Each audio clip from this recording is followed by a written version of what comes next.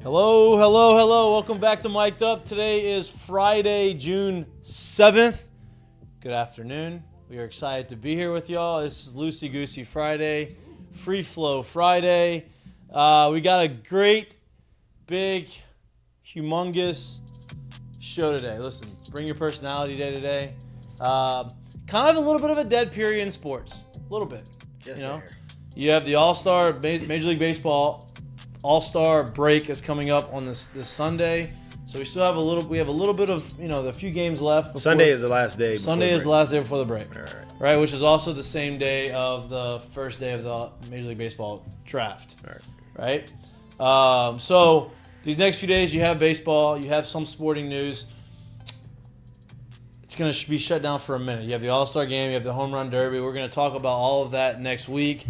I believe we're going to be able to watch the Home Run Derby here live on Monday. Oh. Yeah. Get your bets in. We did it last year, and we had the bets, and we bet on, I think Soto won it last year. He beat... Polar bear. It wasn't the polar bear. I think it was... No. It's the guy from I don't remember. Yeah. The Mariners. Yeah, he didn't win it. He came out second. Second? Soto won it. I don't You can fact check me. I know. I looked it up yesterday. Oh, okay, cool. Yeah. 2022 winner is Juan Soto. But the All-Star game the All-Star break starts on Sunday. Much needed break for a lot of these guys in Major League Baseball. All-Star break is also, it's a time where if you're struggling, you get that exhale and you get to relax a little bit, go home, go on vacation, do whatever you need to do, kind of get your mind off of baseball, come back, hit the ground running. There's a lot of teams that probably need to do that. I think one of those teams is the Blue Jays. We talked about that. They're plus 2,200 to win the World Series. I think they're a dark horse the second half to win it. We're going to talk a little bit more about that as we progress. We did not have an Ask Mikey and Mitch day on Wednesday, so we are now making that Ask Mikey and Mitch day today on Friday. Hence the loosey-goosey day, hence the, hey, let's generate some energy here. Let's generate some personality here. Let's generate some talking points. Get your questions Get your questions in. We got a few from Twitter. Go ahead, throw them into the chat. It is also LSU Takeover Day on SEC Network, and that means that through the next 24 hours, you're going to have old LSU games, whether it be football, baseball, basketball, anything that has to do with LSU, they are going to show it on the SEC Network. That also shows me and tells me that it is a slow sports time, right? They are filling out their programming with other stuff, which is great. It's SEC Network. That's what you're supposed to do. You're supposed to show highlight each team in the exactly. in the SEC. Just exactly. means more. Sports never die. Exactly. The schedule is as follows. Baseball National Championship is at 3:00 today. This year's? Yes. Nice. Women's basketball. Yeah, I think we're gonna now. Yeah, I mean that's a good, I'm valid serious, question. yeah. The SEC takeover last year was LSU, our national I championship. kind of wish they would show the weight game. Me too. I was That'd be actually dope. texting my buddy today with the White Sox, and because he went to Wake. Yeah. Gavin Sheets, he went to Wake, Yeah. and he was like, "Man, that game was unbelievable." Yeah. He goes, "Sucks that y'all beat us, but Yeah. it was- Kind of wish it they was would show that one. unbelievable." That one was... Women's basketball national championships at 6, and then 8 p.m. was football versus Bama this past year. Not the national championship game, but that game always feels like a national championship game. Talked about the draft. The draft starts on Sunday. Kylie McDaniels is the insider, MLB draft insider for ESPN. He had a mock draft during the World Series, and for some odd reason, he had Paul Skeens going 5th overall, which is... Banana Land. I mean, he was the only person that's mentioned Paul Skeens in draft and had anything lower than 2 the whole year. Now, his mock draft comes out and has Paul Skeens at 1, Dylan Cruz at 2, and Ty Floyd at number 24, which is... Does anybody remember what was his reasoning for having him at 5 then? No? I don't. Do you? I don't. I don't know if he even gave one, to be honest with you. Yeah, I don't either. I just remember kind of seeing it and being like, that might be the worst one I've seen so far. Yeah, it was very, very mind-boggling, a little puzzling to me. It was weird. Weird to me that he would do that. Running through these Heineken headlines really quick. Dylan Cruz also is named SEC Male Athlete of the Year. Congratulations to him. He's the first say first male athlete of the year from LSU since Joe Burrow in 2020. But before that, I think it's been since 2006, I believe, was the last time that LSU had the SEC athlete of the year. 2010 was Susan Jackson. 2010. So it's been a little bit of a break before Joe Burrow. Is he the male athlete of the year? Male or just athlete, the athlete of the male year? athlete of the year. Okay. SEC male athlete. Do they name? I think they go male or female. Okay. It's a swimmer from Florida, I believe, or track and field. There you go. Florida as the female athlete of the year. 2006, I think LSU had both the male and the female. Simone and Xavier Carter. Xavier Carter. It's a good year for LSU. Good year for LSU. A lot of good years for LSU. Football season, I think, who posted it today? I think Peter Burns, 50 days. I thought it was but it's got to be Peterson. right under 50, right? Peterson said it's 50 days until Today, first exactly. day of LSU, the first game of LSU, I think. So maybe 47 days. Yeah, but until week Thursday. zero's got to be right before Yeah. that, right? Yeah. Oh yeah, week 0. I always forget about. Why is it called week 0? I don't know. I'm not. Why are we doing that? They literally count, so I don't understand why. Week it's 0 means that it should be that's like a jamboree in high school football. These games don't count for practice. We had a none top of it, but these 15 count. matchup in week 0 Week last 0. year. That made sense. Week 0 doesn't make any sense to me. Speaking of football, Jaden Daniels is number 2 preseason Heisman odds plus Watch out. 1100. The leader in the clubhouse there is Caleb Williams at plus 500. Right, Watch out. big gap, but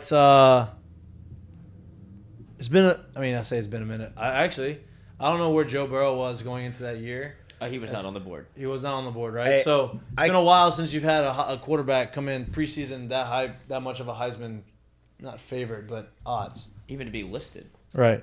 I can't wait. Carol Perkins plus 1,500. Doesn't need to start yet, but I literally can't wait until 15,000. 15,000, I mean. So until these summer conversations come about. Oh, they're coming. The quarterback conversation. Oh, they're coming. Controversy. I can't. Coach, they're coming. I can't wait. Oh, I can't wait. SEC coaches meetings July 17th. So that's about when you're going to start hearing these conversations, I feel like. It's going to start happening because 10 days. now they're about to start practice again. You're going to have some media outlets out there. You're going to have some writers out there. Oh, my God, Nussmeier looks so much better than Jaden Daniels. Or Jaden Daniels is head and shoulders above it. Or just based off of a few throws. They're what and what right now. Based off a few throws. 1A, 1B. Right? So, They're going to have packages for. yeah. I can't wait. I meant to bring this up earlier in the week, or Wednesday, because we didn't have a show on Monday. Are you fired? I'm fired up about this. ESPN signed a contract with SlamBall. So I kinda wanna SlamBall- watch it, yeah. Me too. SlamBall is coming back. I grew up, you grew up watching SlamBall. We ended up turning the trampolines that were like netted into SlamBall courts in our backyards. I'm assuming y'all did the same stuff. So we didn't we didn't turn ours into slam ball courts, but what we did do is the houses in my neighborhood who had trampolines, whatever one was like older, which means like the springs started flying off and it started being like the the saggy bottom. Yeah, then it used to be tackle a man with the football on there. You was just tackling dudes off the trampoline. Yeah, right. Like looking back, I'm like, how did nobody break their leg or like? Yeah. But like we would put a basketball goal over the net, and we would have 2-on-2 slam ball in these trampolines, dude. Like we were just throwing it down. It's like grew up with slam ball. Slam ball's still been going on, Yeah. and ESPN just bought them out, and they are going to not bought them out, but ESPN has the rights to show. Now they're going to show Slam Ball on ESPN, ESPN2, ESPN Plus. I'm kind of excited about it. There's two things: Slam Ball back in the day, and obviously they just did a 30 for 30 on it. But don't tell me you didn't like watching American Gladiator back in the day. Oh, it's the best. Don't tell me you didn't like watching The that. best. Back in the day. Now we do realize the dirtiness of the. No, but now we do realize, years later that they were pretty wild. Yeah. It's okay. But the actual airtime when the camera was red, Great. the light was lit red, it was good TV. Must Good watch. product. It's like the 1998 It was a good product. Home I don't Run care. Derby. Yeah, all the juice there's got a lot juice of. I don't mean orange. But it was entertaining to watch, right? It was. I mean, everybody loves homers. Yeah, I wish it would go back. We need to do Well, two. we don't need them to go back now. There's still homers without it. He had a bunch of home runs, a Yeah. bunch of far home runs. I saw on Twitter. Ellie Dela Cruz did one the other day. Gave him a nice. Did you know that you could wear the sensors on the bat now? In the game, Yeah, that was the whole issue. so you can actually wear them in game. I did not know you can wear them in game. So what he had was he had this plastic sensor on the bottom of his bat, and it's like they used to call it Blast. I don't know what company it is, Yeah. but basically what it does is it tracks like your bat path. It gives you like bat speed. It kind of tracks these like advanced statistics on your swing, right? And we used to use them in the cages or in BP, but I guess now you can wear them in the game. And so Ellie De La Cruz had it on the bottom of his bat, on the knob of his bat, and Davey Martinez, the manager for the Nationals, asked the umpire to check him in the first inning or second inning, make sure the bat was legal, right? Which I'm okay with. I don't mind it. Whatever. I don't mind it. So he does that, and here's the deal. If you're going to do that, and it's fine, in the fifth inning, L.A. De La Cruz hit the 460-foot homer Then turns where? and turns back to Davey Martinez and points to the bottom of the bat like, hey, we're still good, and runs around the bases. I'm okay with that, too. I'm okay with it, too. You know what I mean? Davey Martinez, not okay with it. So it comes back to him and says he shouldn't have, after the game in the interview, says, oh, he shouldn't have done it. I didn't like the way he's a good player. He's a fine player. He's going to be such a manager. And that's what I'm not okay with, too. Not okay with that. Such a manager response like, oh, he's going to be a good player. Bitch, he is a good player. Right now, he is a great player. He's already a fucking good player. So don't try to talk down because he's a young kid. And he did it's saying that he's on, and upset you. and also in that quote, he said he only had 2 weeks in the league. Yeah, who cares? He shouldn't be doing that. See, that's where baseball gets lost and gets put behind these other sports too. Is, like I said, like if this year in football we get to week 2 of the season and we got whatever young rookie who was a past first rounder is sitting there and he celebrates after a touchdown, you think the opposing coach is gonna be saying, "Huh, he shouldn't be doing that yet. It's only his second week in the league." Yeah. No, he's here, so he can act like he's here. It's Right. really that simple. No doubt. And like here's my thing is like the rookie, like, oh, you got to earn the right to do that. Like, why? It's hard to get What there. right? Like, I'd rather my rookies feel comfortable when they're there. So if I can make them feel comfortable, I feel like they're gonna perform better earlier. Yeah. Than them thinking, okay, I gotta like make sure that I don't be myself, and I gotta like, harness in. I gotta like keep everything close to me, and not say anything, and then. Now I'm playing well. Okay, now I've earned it. No, get out of here. If that's something that's policed, it's got to be policed on your own team. No, be a good teammate. Right. Be a good teammate in the team. locker room, in the clubhouse, in the dugout. All that stuff is important. Right? Like, there's some things that maybe you need to earn in that setting. Like, you need to, like, earn the right to be able to show up later if you want. Like, earn the right to, do these other things that veterans have done. But like the on the field stuff too, if you're playing hard and you're playing really well and you want to celebrate, I don't care if you're there for 2 days or you're there for 20 years, you have the right to do that. The guy's especially after somebody calls you out. The guy's beating out infield hits. He's throwing 99-mile-an-hour lasers across the diamond. He's hitting balls 450 feet, and you've checked him to see if he can have that on the bat or not, and he hits a homer. I'm okay with it. You know why? Because the kid's playing his butt off. He's playing every day. And he's here, and I don't think he's leaving anytime soon. No doubt. He ain't going anywhere. He ain't going anywhere. Nowhere. But that was kind of for me, that was the one thing in the sports world that I was like, I don't love that. And I know Davey a little bit, but it's just like, come on, man. Like, that's not something that. There's a lot of old school stuff that still needs to be in the game and or should find his way back in the game, maybe, if you will. But as far as you want to grow the game, then that's the part where they mean let the kids be kids. Yeah. Let the kids play. Let them go out there and play. That is 100% ingrained in today's American sports. Let it go. Like, it is what it is. Just competition. And you called him out, so. Yeah. Like, you call this kid out. Like, Wear it. I mean, you got to wear that one. Wear it. In honor of being an LSU Takeover Day. On sports, on SEC Network, on sports, on SEC Network. It's on SC Network though, not Plus, right? Okay. Outside of the games they are showing, what's a game that you wish that that you would want them to show in any sport like over the course of the next 24 hours? Go ahead, Lloyd. Yeah, like if you could have picked the schedule. I know this is for y'all, but if you Well, could you have. too, as a I mean, fan? you Of have course. a Yeah. microphone, so I do. Just go ahead I and do. use that thing. But if I posed the question to y'all because I wanted to see what y'all's take were. 'cause Okay, I feel like it would we'll be. give you, but you posed it, so I'm sure you have one in your Yeah, mind. you got So one too? Yeah, I do. I hear do. it. I have What a is it? couple. Well, let me look at the list that they have already put out. Obviously, I'd like to see. It's hard not to put the LSU baseball championship in there, and I think y'all have one that I would have said also, but I'll save that one for y'all. But I would have loved to see if we're in this part of sports, right, where it's, I guess they want to do things that are kind of current-ish. You know, they don't do like the absolute highlights of what you would consider the best games in LSU sports history. They're doing like the more current ones. Yeah, of course. But for me, I would love to see like 2007 Florida, LSU, like that game, or 2019 Florida would be a great one for football. Like that's where my brain goes. Like Doesn't have to be championships. right, it doesn't have to be championships. And whenever you go, like if you were to go LSU Alabama last year, that was a great game. I get it.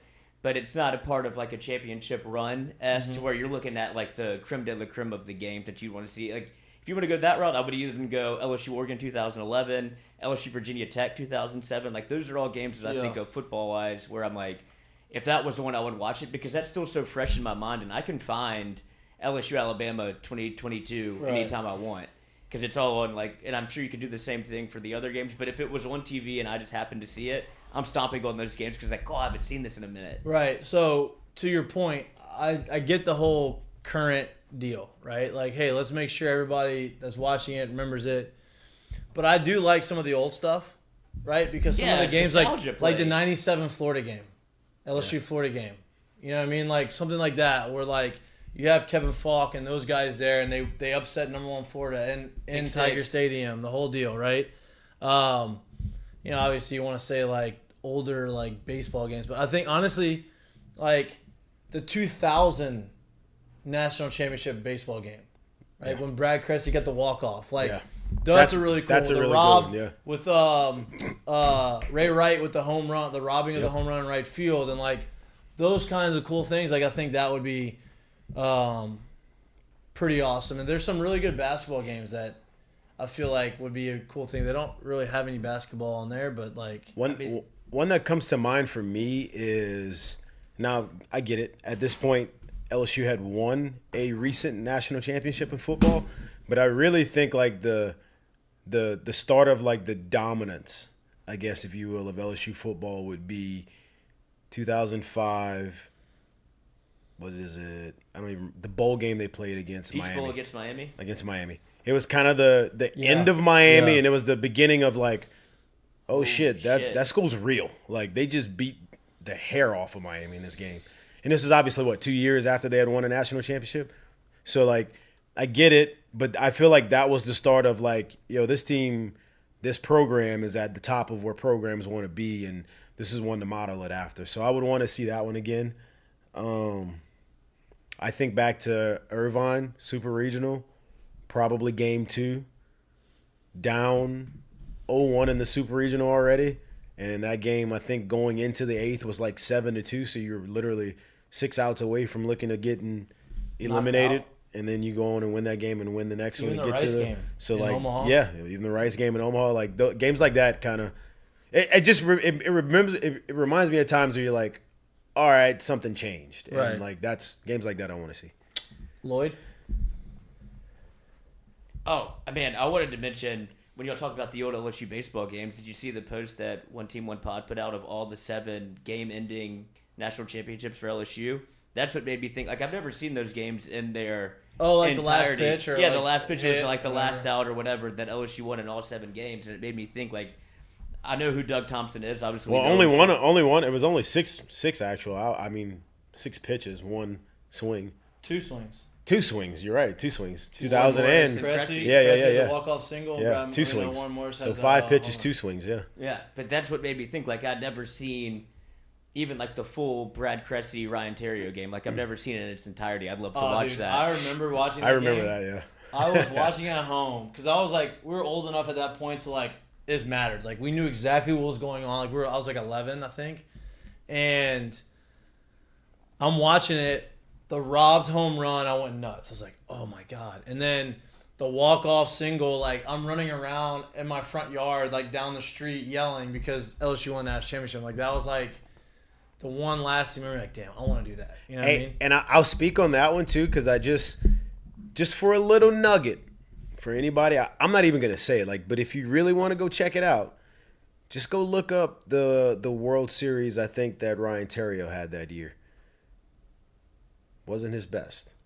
Or Brad Cressy. Brad Cressy didn't have a hit, I don't think. But the reason why I'm saying Ryan Terrio is because it seems like he turned out to be an all right big leaguer and played for a good while. So all I'm saying is everybody remembers what the recent shortstop did and kind of what you thought before him and how his kind of postseason went. Just saying, just kind of throwing that out there, man. Like you're not. But that one moment won't make or break him. That one tournament won't make or break him. And the kid's got a good chance to go. But I remember those times, and it's pretty cool to see where Ryan was able to take his career after something like that. You know. Mm-hmm. Well, it's like the Jordan Thompson effect, right? Where you have a tough College World Series, and then it just takes the one moment, to where it's like, oh, it's all erased. Yep. I mean, you can even go Pearson. Like, nobody remembers he was at 1 for 35, but he hits a ball. Mm-hmm. Well, that's what he was in the World Series? Yeah. Yeah, it was something similar he to makes that. a jumping catch. But no, he just got, as long as you're playing, like, that's what put all the heat on Jordan Thompson wherever it happened was to play it short. Yeah, it was never his offense. Exactly. It's like exactly. Hey, and I don't know. I would be hard pressed to say who it was. No. I don't remember who it was. There was someone in college baseball this year. It might have been against LSU too. I'm not exactly sure. That exact same play at third happened where they had the camera view from like the camera well at the third base dugout, and Slow 2 tried to throw it behind him, did throw it behind him.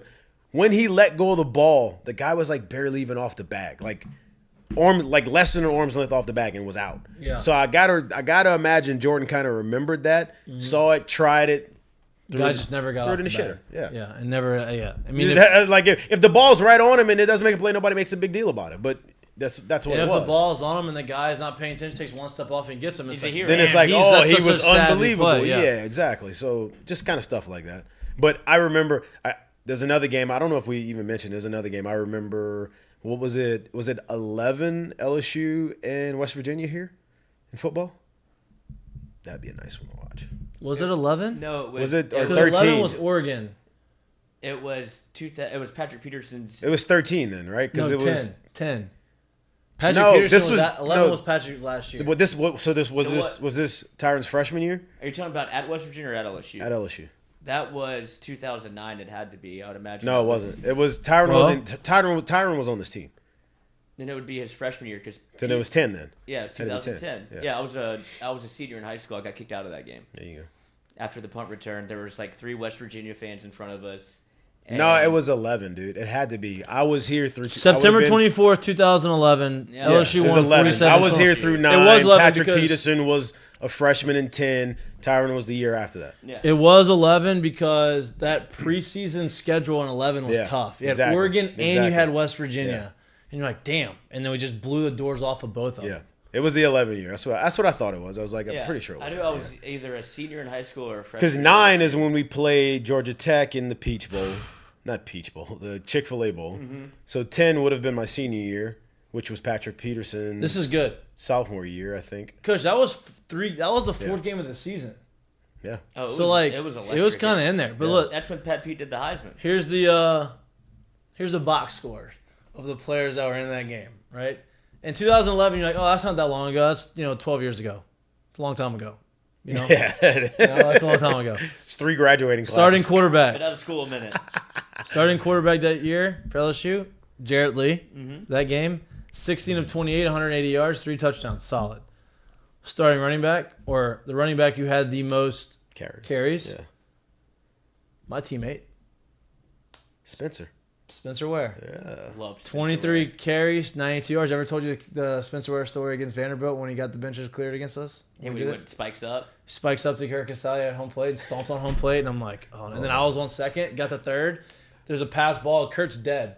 He's dead. He's on the ground, face down, like not moving. I'm like, I'm gonna sneak a run. Kurt's dead. I'm gonna sneak a run. I take 2 steps off. He jumps up like a cat and throws me out. I'm like, Oh shit. and then I had to get in front of Jason Esposito, who was a third baseman Yeah. on Team USA, and Spencer.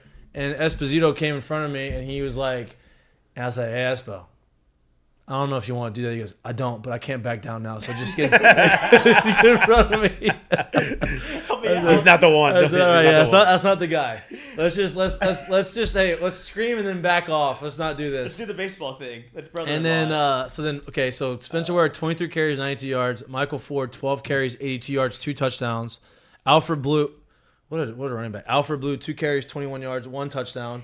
Odell 2 catches, 82 yards and a touchdown. Ruben Randall 6. That team. Man, I forgot I about know. Ruben. Ruben Randall 6 catches, 53 yards and a touchdown. Spencer had 3 catches. Russell Shepard had 1 catch that game. Tyron had a pick. Brandon Taylor interception. Morris Claiborne had the punt return, a kick return for a touchdown. And Pat P ran a punt back. Yep, and then no. Tyron had the defensive touchdown, didn't he? That's at West Virginia. Y'all are wrong. No, I'm talking about the one here, bro. Yeah, Pat P had the. You're talking. Oh, this is the 2011 game. That's the one I'm talking about. The one that was here. That's 2010. They played a home and home. Yeah, this 2011 was West Virginia. At West Virginia. That's Okay. when he and Tavon Austin were barking back and forth in the pregame, and it was like. Well, this that's big what thing. I'm looking at right now. So it's like the And box Tyron score. had the tip, and if he picks it off and like runs it back, they're like he's going to win the Heisman. He got stopped at the 1 yard line. Yeah, and then you had West Virginia. That's when Gino was a quarterback. And Boy, he- Gino had a day over there. Gino had a college career. This is in West Virginia. That's 2011. 2011. Gino was 38 of 65 for 463, 2 touchdowns, 2 interceptions. 38 of 65. Tavon Austin had 11 receptions for 187 yards, no touchdowns. Somebody had to catch. Here's the 11 other of name that 38. nobody remember that this guy was in the NFL, got Stedman drafted. Bailey. Stedman Oh, Bailey. I remember that name. 8 catches, 115 and a touchdown. Who was the kicker on that team? Was he still there? Wait, was he still there or not? Who, Pat? Yeah. No. I That don't was the think so. national. That was 2007. I know. Oh, I know Yeah, that. yeah. I'm saying, was he still there? No, then? this was 11. He had been Yeah. gone. He 2000. was in the NFL. He was LSU. I mean, LSU is a Marine. Yeah. Backyard brawl. Got his ass. Yep. Pat White. Steve Slayton. That he was on Yep. that team with those guys. Mhm. But that was that was at West Virginia. I forgot they did the home and home. They did the home and home West Virginia. Before that, it was Virginia Tech. And that was Didn't they- 2007. Yeah, I Virginia don't know Tech if they ever came. went to Virginia Tech. Did they I not? never went to Virginia Did Tech. they They just not? came here. Okay. Yeah. That A was few for, like, times. that was for like the opening week, which Yeah, when LSU. Keanu Williams took it like 80 yards. Hey, for a touchdown. I'll never You were on forget that this. team. Yeah, I'll never forget this. Is the funniest thing ever, bro. Look, this is how you get You- back into football You want conversation. to? Hey, this is the funniest thing ever. It was 1 versus 3 or 1 versus 2. It was a college game day game, all of that nonsense. And I remember it was like the second play of the game. I'm like lined up in the slot, and it's a run play the opposite way. And I'm like looking at the safety. My job in this play is I got to block the backside safety. Right. You know who the backside safety was? This was Cam Chancellor. Bro, I lined up and I thought I was looking at a light pole. I'm like, bro, what is that playing safety? I was like, you can still cut dudes, and I'm like, oh, I'm getting you. You're just gonna have to get some of this. Diving on your Oh, ankles. you gonna get some of this, bro. He was so big. I was like, good God, that's about the time when you start realizing, like, hey, when you on the football field, it's either me or you, and I gotta make a business decision No because I'm not about to look stupid out here. No So doubt. You here can't it hate is. me either way. Yeah. I mean, it was pretty funny though. But that team was stacked, and we ran He say anything when you cut through him? them. He was like, "Come on, dog, not already." I'm like, "Nah, dog, I'm here all night, dog. I don't care what you talking. Second play of the game. I don't care what you talking about. I got to get me some. Trying to go to the I lead. don't care what you talking about." Get embarrassed at home. Oh man. But yeah, so those would be some of the games that we want to watch. You have any other ones, Lloyd, that you would like to see? Like if you could see like the I mean, y'all mentioned this one off air, but I'll bring it up. I feel like the Skeens versus Was Wake Forest. Yeah, First yeah, Wake Louder. Forest That game. game Because almost more so than the national championship game this year. Yeah. That felt like the national championship game. Yeah, that's one that'll be obviously because of the homer by Tommy, but like that's one that'll be literally etched in my mind forever. Yeah. Like forever. That was an all-time game. And the runtime on it would be like an hour and 10 minutes. Like you can cut that thing up because Oh, it was an hour and 30, and they were through like 7 already. Yeah. It was crazy. I mean, it was a 3-hour game and they went to extras. Because they went in 11, yeah. Yeah. But I'm saying you could cut that thing up and go through. You could watch all 7 innings without missing a I mean, pitch. you could watch all of that whole game. I mean, in an hour and 15 minutes, like because no commercials. Like they fast forward through all like the breaks and all the pitching changes. Like It's crazy because rarely do you ever have like a pitching matchup kind of go. The anticipation of a pitching matchup be what it was at that part of the year. Like they never really match up that way, and then to get them to both go out there and then perform the way they did, it was like, oh my god, yeah, that was crazy. That was for crazy. sure. And when Jay came on in the morning show, he was like he expounded on that game, and he was like, that was the first time, like we were in the dugout. He's like, we really don't have an answer. Like Rhett Lauder is that good. You know, he has some sort of plan where he talks to the guys like scout, whatever, and they're like, boys, it's ace versus ace. Like, there's nothing else I can tell you. gotta just He's battle. like, see if we can get him out the game. Yeah, you gotta and battle. he was through like 55 pitches. He had less pitches than Paul Skeens did in that same time frame, but their rule is you can't throw 100 pitches. Yeah. No. But they needed It didn't matter. Even if they kept him in, it didn't matter because they still threw up zeros after he was done, right? Like they didn't give up a run until the 11th. He would have been gone by then anyway. But that's what Jay was saying. But to get to that guy to get Lauder out and get to the next guy that came in who was also like an A1 guy with the bullpen, it's like just to get him to burn pitches for. That was huge for sure.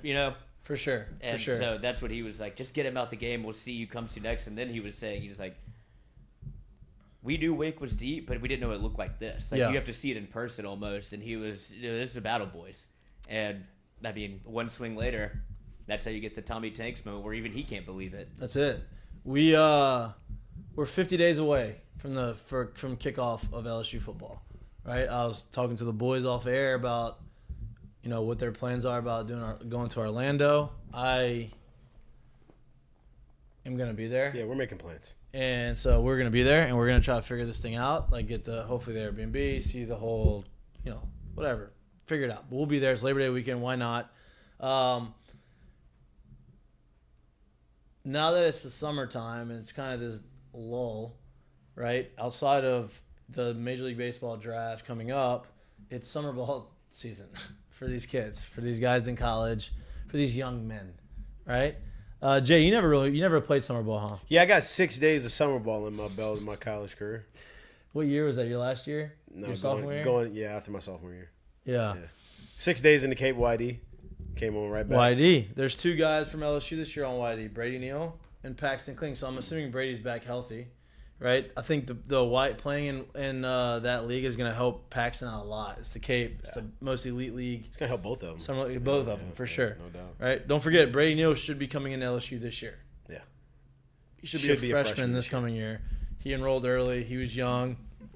He's going to have, a really good career at LSU.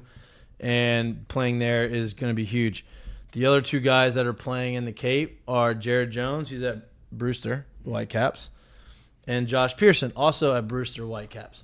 I think both of those guys are going to get a lot of benefit a lot from playing in the Cape, especially Jared, because you're going to see the elite pitching with the breaking balls, and you're going to have to, make the adjustments. And you see a lot of guys go to summer ball and take that next jump, and I think that you're going to see that through him. The next league that has the majority of the guys in it are the Northwoods League, and some people would say the Northwoods League is probably the second most competitive league behind the Cape. Northwoods League is challenging for a couple reasons. One, the travel stinks. You got to travel all over the place, and I think it's the longest summer ball league out there, right? I had a bunch of friends playing that. I never had to play in the Northwoods League, but LSU's got 5 guys there. You got Ethan Fry. Is it Frey or Fry? It's Fry. Frey. It's Fry. I think it's Fry. Ethan Fry. It's from Rose Pond. It's Fry. Ethan's Fry. It's Les Lloyd's favorite player on the team.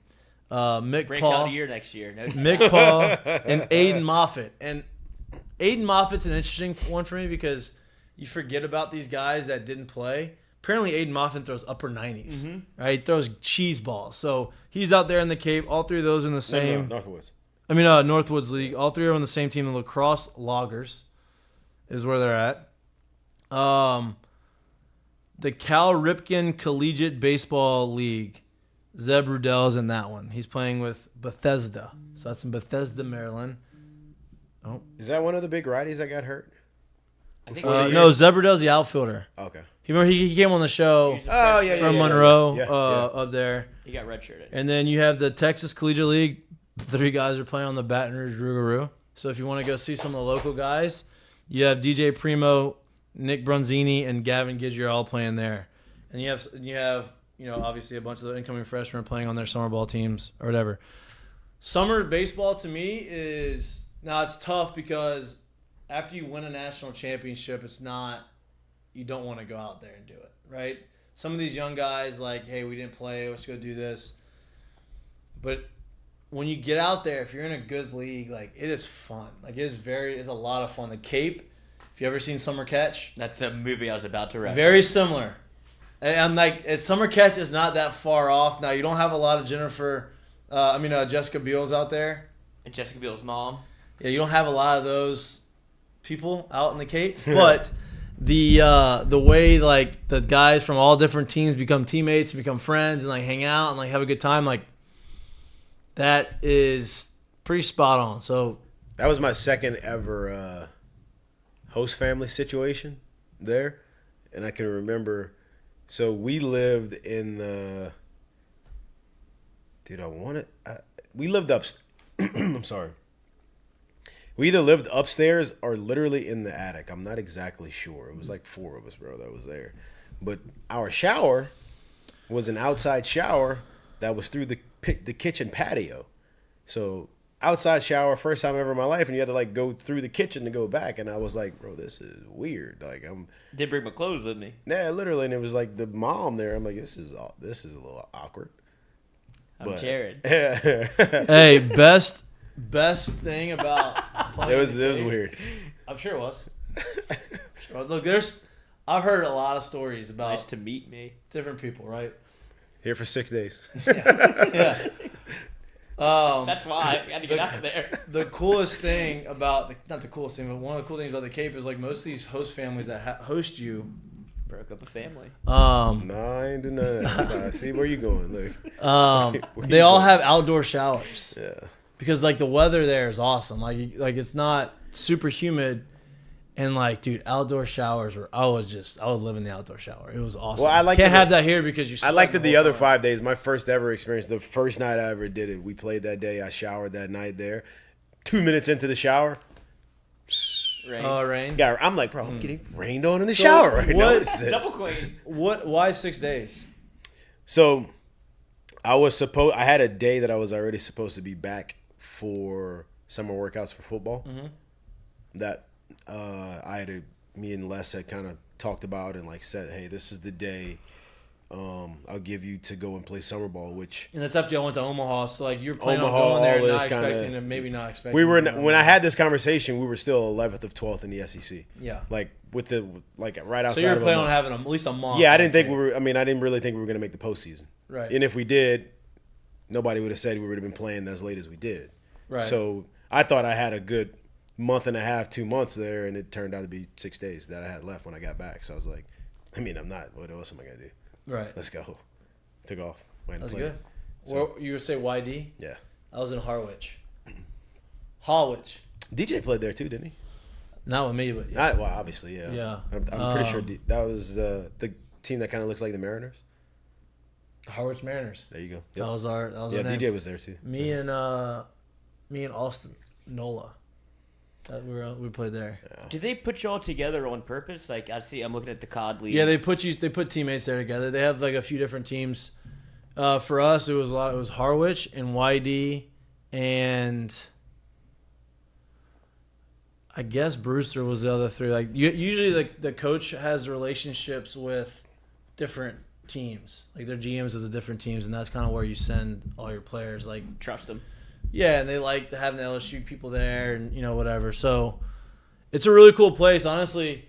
Like one of the coolest experiences I had. The next year I got drafted. I got drafted after my junior year, and I didn't sign until August 15th, and I wasn't playing summer ball. I was literally just working out and hitting, and like it was the first summer I had off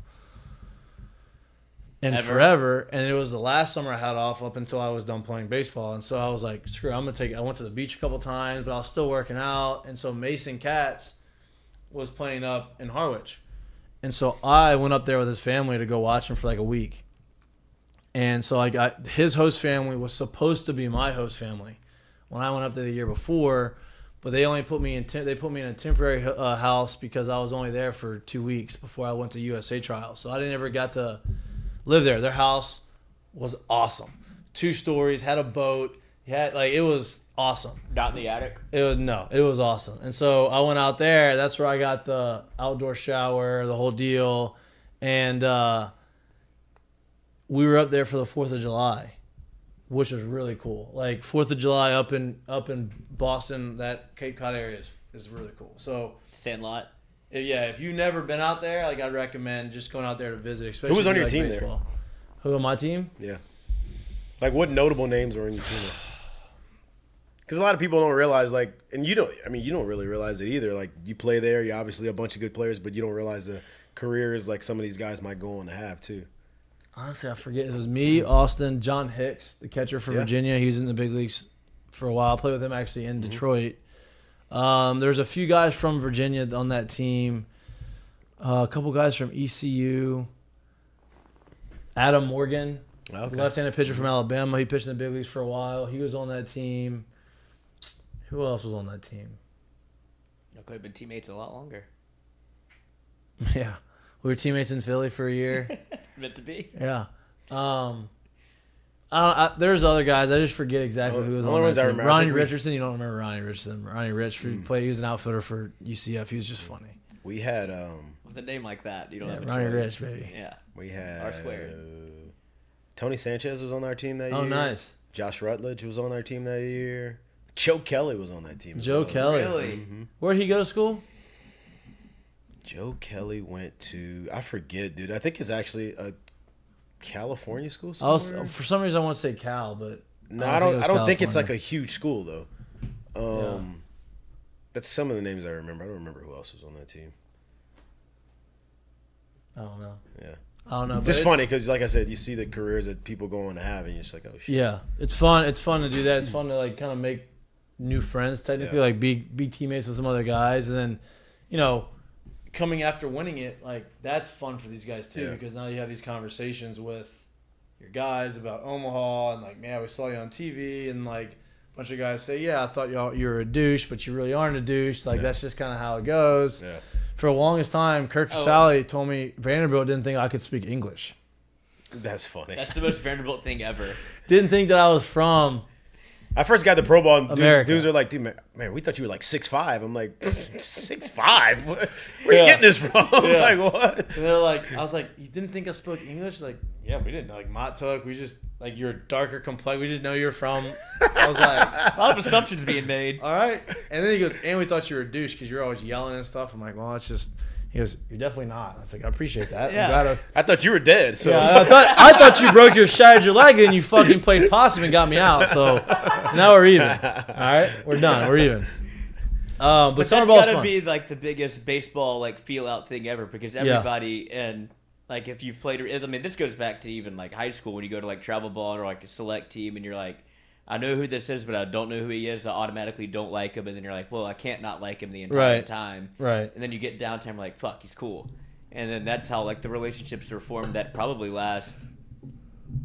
I mean, I don't want to say forever, but last a long time. Well, Especially, most of these guys are gonna play pro ball, and you're probably gonna run across them. You're probably gonna be teammates again with them at some point. Like it's just, you're gonna see him again. yeah. baseball is a small world, man. It's so weird. I actually had a cousin that called me, lives in Dallas. My cousin called me about a week ago. Remember Nathan Corns at all? I was thinking that is that Nathan Carnes? Yeah. Bro, I talked to Nate. He was my teammate. Yeah, I know. That's why In I was Tampa. asking if you remember him. Yeah. Yeah. Hell yeah. So my cousin is an insurance adjuster, right? He's a I real guess estate guy. Something happened at Nate's house. He goes to Nate's house to go and do what he needed to be doing. He's in one of the rooms that some stuff was messed up, and in the room he sees on the wall a lineup card, and he was like, "Man, I think this guy played somewhere." And so he's like, "Hey, man, like you play professional ball?" Like he's asking Nate this, and Nate's like, "Yeah, you know." He goes, "Man, he goes, what years you played?" And he told him. He was like, "Man, I had a cousin that played at LSU," and the guy was like, Nate was like, "Couldn't be. Is it?" And he was like, "What?" Yeah. So like that whole conversation happens. He calls me and I'm like, "Bro, do you know when I played with Nate Carnes? I was 16 years old when I played with Nate. Me and Nate played together in Cincinnati before I ever even got to college. Like stuff like that." And it's just like, bro, the baseball world small. Nate actually is funny. He said Nate followed me the other day on social media the other day. Yeah. Like we were teammates for a few years. He was with me when I made my debut in Tampa, up in Toronto, and like the whole deal. Like he's awesome. He's cool, man. He was great. He is as cool as they come. I was telling him actually after I got traded from Tampa, Nate was pitching. Was it? No. I faced Nate when I was playing in Detroit. Okay. And he ended up walking me and ended up whatever. Like, but it was a different story. I combined two stories in my head, so it didn't work out. But disregard that. Long story short, baseball's a small world, man. It's very small. It's crazy. They gave us some updates on what's going on in the Cape. Hold on, let me find them here real quick. The boys started playing already? I guess it. Josh Pearson, 3 RBI double last night. I saw that. Bear Jones, 0-for-3 with 3 strikeouts. It's okay. It's one day. He hadn't seen a lot of live. This is what he needs. Yes, this is what he needs. Yep. He needs to hit be your there. way through it. He needs to be or slump your way through it and figure out how to make the adjustments. That's what happens. All right. Go ahead. When you're in the Cape, do you would you call Paul, or would you talk to him at all, or is it just out of sight, out of mind? Yeah, like if you felt like it's usually don't talk to him much, but if you felt like something was going on where they're screwing with your like swing or doing whatever and you didn't like it, then you would call them because they're not supposed to like coach you. Yeah, they coach you, but not supposed to make any big changes unless the coach that they talk to said, okay, you have free reign to do whatever. And usually coaches don't give them the ability to do that. And so, because I would imagine that Jay would be pretty if he sees the stat line and Jared calls, he's gonna be like, all right, what are we doing? Well, eventually, yeah. Like if it's a struggle, then you'll call, hey, what's going on? What are you feeling? Whatever. I'm sure that's like those conversations happen for sure, but it just you gotta let some of the stuff play out. Okay, so it is Friday, Loosey Goosey Friday. We don't want to bore you with our stories and our conversations. Not boring. I don't think it's boring. It's fun, but it's Ask Mikey and Mitch Day. So let's get into it. You go straight to it? Let's jump right into Ask Mikey and Mitch. Ask Mikey and Mitch is brought to you by our friends at EFCO. EFCO Development is a civil construction company based out of Lafayette, Louisiana. They specialize in site drainage, site utilities, house pads, ponds, demo work, and hurricane cleanup. It's hurricane season. Hopefully there's no hurricanes to be dealt with because I would like to not have to worry about the insurance market anymore. Okay, so let's keep the hurricanes away. But if there's something and you have some stuff that you need help with on your land, our friends at EFCO can take care of all of your needs. Call them at 337-534-4675. Again, they're based out of Lafayette, but they travel around the state, and they're great. Soon to people. be the country. Soon to be the country. Gotta give them a plane. It's a Louisiana boss taking care of Louisiana people. There you go. All right, let's do it. All right, first one up. These are all from Twitter. I'm going to go through those. So Trent Bruni's from Twitter with a great one. First out the gate. When do y'all do a live audience, like a live show in front of an audience that rents Heineken Silver the entire show? Which I feel like, with what Heineken Silver has given us, another great sponsor. Yes. Heineken in general. But what they Can you did talk about a little bit about Heineken Silver? So why would you want to rip it? Like as far as like drink some drinks. Easy why to would drink, you? easy to pour. Yeah. Not a heavy beer. Very light. On the calories. 95 calories. 95 calories. 4% alcohol, so you can drink a lot of them. And then still feel great. Yep. You don't get the bloat. Right. Even I could do it. The Yep. bloat goat. Yep. If Lloyd could do it, you could do it. If Lloyd can do it, you I'm can the do it. worst beer drinker of all time. Now, So liquor will put you under the table. We've proven that. Yep. Multiple times. Yep. But Would y'all do a live show with a live audience where you pass out essentially Heineken Silvers the entire show? And Yeah, like I was saying, I think that might be coming. Football season's right around the corner. But I think it's possible. And meet us out there in Orlando. It's possible. Possible. Now we have to go through some legalities and see what about the passing of the beer, so we don't get in trouble. That would be nice. No, there's a big trouble that comes I'll with take that. that one. No, you can't take that one because it's coming from this Miked Up show. Miked Up would no longer be a show if something bad were to happen and we got sued. That would not be good. So we would like to have that, and we're trying to have that. And so we are going to figure that out, hopefully, if we get something going in Orlando. Possible. Maybe we'll have a show from Epcot or something. Ooh. I mean, that's probably not gonna happen, but I'm sure they have the resources. Drinking around the world with Heineken Silver. Take y'all to Louisiana. That's it. That'd be what Heineken would be. Germany. Mm-hmm. There you go. There's one. All right, read the question. Next one up from Richie Mercer on No, Twitter. we didn't read it. Oh yeah, we did. You did. All right, my bad. Do you think an MLB team will allow Morgan to play first base on his elite defensive skill, or would you see him in the outfield? I think Trey's going to have a couple different gloves in his bag throughout his professional career. Yeah. So to answer your question, yes, I do think they're going to allow him to play first base and the outfield. Yeah. Like they're going to make him play both. Yeah. Not make him, ask him to play both. And I think he would gladly accept that role of playing both. Yeah. He's going to have a nice glove deal. He's He's going to be one of those guys that's got 5 different gloves a year. I got a first base pit. Where is it? It's on top of my closet. Still in great shape. Oh, I bet. Yeah, still in great shape. Catch a lot with it. Great shape. Had a lot of ground balls and BP. I feel like I can do it. Next right. one up. What does it look like inside the room with the agent when you get drafted? Give us an inside look at the process immediately after your name is called. Does the signing bonus hit right away? That's a great question. When did you check your bank account? After So I was Sean not Carter on Twitter. I was not in the room with my agent. Me I was at my house. My agent wasn't even at my house with me. Neither. And so we were on constant communication through text or phone call. What phone did you have? I don't even know Like that. iPhone first? I had the next I up. Boop, boop. I don't even think. Actually, no, I didn't. I had that in high school. I had an iPhone. I don't think I had the iPhone 11. No, you didn't have the iPhone 9. Yes, I did. In 9, you had the iPhone? iPhone came out in my freshman or sophomore year. So, yeah. Like, I distinctly remember it coming out when I was in college. So, yeah. Maybe I had the iPhone. I don't remember. BlackBerry? Never had a BlackBerry. But so I got the phone call, text messages, whatever, going back and forth. And I get the phone call about saying, would you sign for slot? I said, no. I said, okay, that's all I needed to hear. And then they drafted me anyway.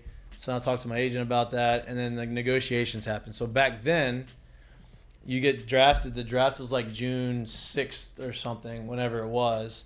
And then the last day to sign was August 15th. So like we had the conversation. I signed. We're going back and forth, obviously negotiating, and then they come through the last number, and it's like 11:55 on the deadline, like right before. So 5 minutes before the deadline, I end up agreeing to it. We sign it, and I didn't get my first check. They split mine up into 3 checks. Sometimes they do them into 2. They split mine up into 3 checks. I got 1 in the 2011 fiscal year. It's like winning the lottery. And then I got 2 the next year in 2012. And so my first check hit maybe November 1st, I think. When did you get drafted? What was the month? I signed August 15th. So maybe like November 1st or something it came in. And yeah, my first purchase was an Audi A7. Of course. Get those depreciating assets while you can. That was it. Yeah, I wasn't in the room either with my agent, but the same thing. We were in contact the whole time, so Same agent. same agent, same guy. He's back in the biz. But yeah, that was kind of how it happened. I don't really remember much of it after that, honestly. Okay. I mean, same question. This guy had a 4-parter, but I think they're all pretty good. What was the first day with team at practice? What does it look like? How did you feel? Ooh, I got a great story for You that. go first. So you know him. You've met him before. A lot of people don't know about him. There's this guy named Daryl Boston. He is now the first base coach with the White Sox in the big leagues. If you know anything about him, he's got about 8 or 9 years as a player himself in the big leagues, outfielder. If you see him physically, he's 6'5", 6'6", tall, dude. skinny black dude. As big, I won't even say skinny. Tall, kind black of jacked dude. a little bit. Yeah, now. kind of big now. Yeah. Not in a bad way. If you know anything about him, as big as he is physically, his personality is 3 times the size of him. You hear him from 8 fields over. So the best thing, so the funniest part about it, no, like literally, this is legit what happened. I came in fresh off the when I showed up and signed, the White Sox knew I played through the World Series and everything with a hamstring injury. So they were going to give me the first 2 weeks I was there just off, just here, see how it rolls, take BP, but we don't want you running. We kind of want you to just kind of get acclimated, right? So the first day I go there, I'm in Kannapolis, North Carolina, for anyone and everyone, because I'm sure no one knows where it is. It is right outside of Charlotte, about 30, 35 minutes outside of Charlotte. It is still to this day their low A affiliate. I go there. I go into the training room, which to get into the training room, you have to go through the clubhouse, kind of weave your way through, side door, the back room. Outside shower. No, not there. Close. Maybe the level below it. But there, right? I'm in the training room.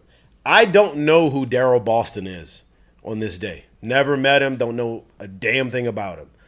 But door opens, and you can kind of tell when someone is like in the clubhouse and kind of loud. All I hear is, while I'm sitting on a training table, kind of talking with the head trainer at the time, all I hear is, "Where's that black mother at right now?" And I'm like, "Bro, who is this?" They're like, "Oh, Depot's here. Oh boy, good luck." So that's how he announced himself, and he was just yelling the entire time he came through, and I could hear the voice getting closer and closer and closer, and that was the first day I met him. So that was my first day actually being there, and I'm like, bro, what did I just get into? Like, what is this? Right. It's such a weird experience your first day, right? So I don't know. You probably didn't play at all. Did you when you signed? Did you play that first year like that? Like I didn't, 2 months? No, I didn't. Well, yeah, I did. Yeah, so you 2 played. months, yeah. So like when you normally sign, especially now because the deadline to sign got moved up. So now when you sign, you get shipped off to a team. You're jumping into a team right in the middle of a year. Like these guys have been playing for 3-4 months together. Now you're the new guy. You're gonna have to like assimilate with this new team, right? And so when I signed, I didn't sign till August 15th, right? We went through the whole negotiation process. So by the time I ended up signing, I only had 2 weeks of the season left, right? Because the season ended at the time September last weekend. The Labor Day weekend was the last weekend of minor league season. So what happened was I went out there and they flew me out to Port Charlotte, Florida, which was the spring training facility for Tampa, but also the home of the high A team there. And so the initial plan for me was they were going to send me up to Hudson Valley, which was the short season team, which is where the first year college guys or the older guys who get drafted, that's usually where they go. And it's a shorter year, but you go up there. Well, that was that year that hurricane went up the East Coast. Do you remember that? Anybody remember that? Like the hurricane that went up the East Coast. I think it was Sandy, maybe. I don't know what it was. Well, it went all up to New York. So they said, okay, we're going to keep you here in high A, and you're just going to work out, and you're going to hit BP, and you're going to do all this stuff, but you're never going to be active. So I just sat there for 2 weeks and just like worked out and did stuff. So like my experience was very weird. It was an older group of guys from high A. You know who was on that team? Anthony Selfo. Oh, wow. So it was a bunch of dudes who were like clowns but funny and awesome. So I had a good experience, and I went home for a week, and I came back to instructional league. Then I went to the fall league. So like my first experience in the locker room was a little different because I wasn't playing, and I just felt kind of isolated. It was weird, but it was cool. Well, you tell them it's like out of sight, out of mind. Like you don't get to have the experiences on the field. You're just Yeah, kind of there. but what I did say is like when I was sitting there and watched them play, and I watched everything, I was like, oh, I'm good. Like I belong do here, this. no doubt. Yeah, Yeah. no doubt. No doubt. All right, next one up. Get back to the document. Okay. This is a recruiting question for you fellas. If we What win- question? Huh? A what? recruiting Oh, and recruiting. transfer portal. If LSU were to land Holman and Burns, do you think the rotation would be them and Thatcher, or do you think Jaden Newt, Grant Taylor, or Justin Lauer could slip into the weekend? Cruise season on Twitter. Okay, so I think Jaden Newt Have could to slip change his in name. to the rotation. Obviously, he's coming off an injury, so I'm sure they're going to probably want to be careful with him. I think Grant Taylor's gone. I think he's going to get in the draft. He ain't coming back.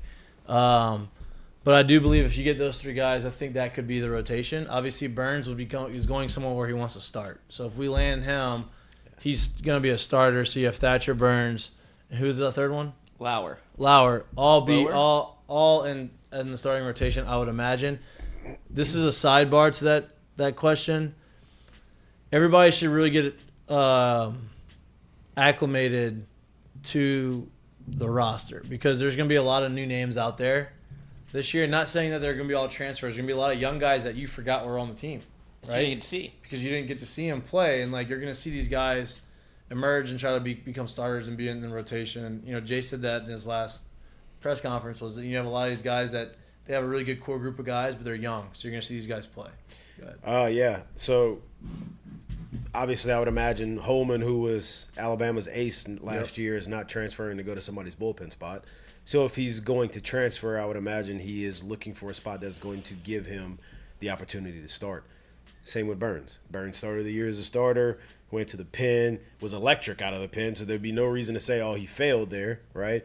If he's in the portal, I would imagine he's going somewhere because he wants to be a starter somewhere. It's like a Zach Hess scenario. So if they're going to come here, they're going to get pretty much like Thatcher did this year, every opportunity to say I can until there needs to be a move, right? So if they were to land here, yeah, I would imagine they'll probably be in the rotation. Yep.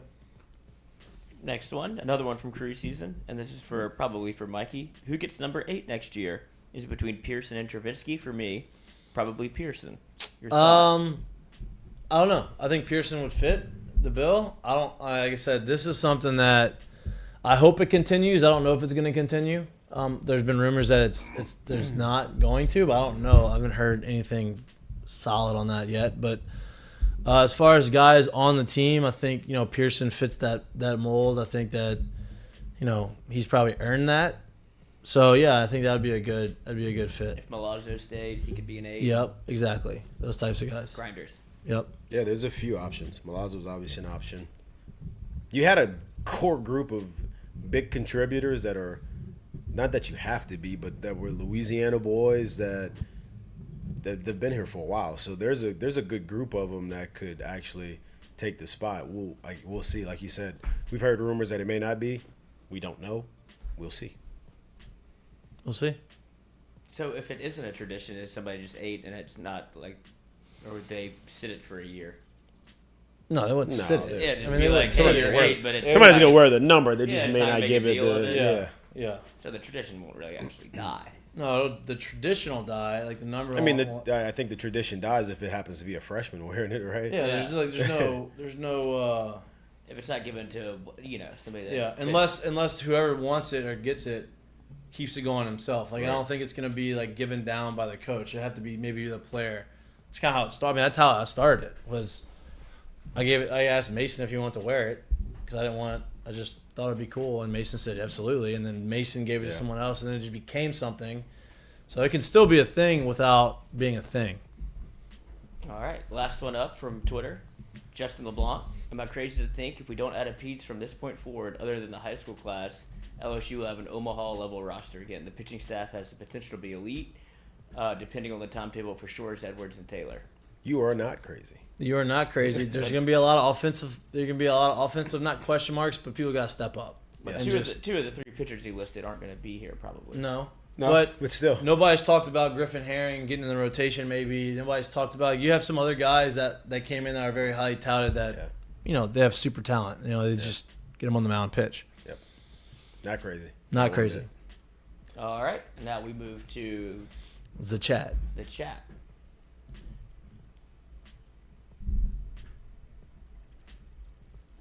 From Andrew Messina. If LSU had $100 million to renovate Alex Box, what would need to be done? If they had $100 million to renovate, they'd probably build a whole new stadium. I was about to say, But- that's not I mean, million. if you had $100 million, I think that you'd get a better hitter's eye. And a lot of this stuff's probably gonna happen. Move the bullpens, put like a beer garden, maybe a berm, Catwalk. a little catwalk behind the center field wall where the guys you can go from side to side. Double-decker bullpens. What's that? Double-decker bullpens. Yeah, double-decker bullpens would be sick. A pool. There'd be an away clubhouse. Away clubhouse would be badass. They'd probably make a full indoor where they can actually have a field in there, like a half field, like Arkansas has. Yeah. That's happening.